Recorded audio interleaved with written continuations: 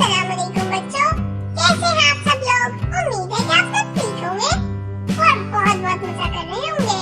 तो बच्चों, आज मैं आपके लिए बहुत अच्छी नज़म लेकर आई हूँ और नज़म का नाम मेरा बस्ता हल्का कर दो, जो कि बच्चों की इल्तिजा है। मेरा बस्ता हल्का कर दो या फिर मुझको बड़ा कर दो। इतनी क्लासें, इतनी किताबें, करूं याद कितनी बातें। पेट में दर्द हो रहा है, टेस्ट मेरे अंदर हो रहा है। ऐसी भी क्या मजबूरी है, हर इम्तियाज जरूरी है। बेकार इनसे पनाह, रसूले खुदा की ये दुआ। दिन खत्म हुई ना पढ़ाई खत्म, बताओ तो खेले कब हम।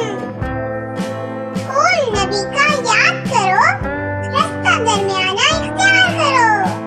थोड़ी पढ़ाई, थोड़ा आराम, थोड़ा खेल, थोड़ा काम।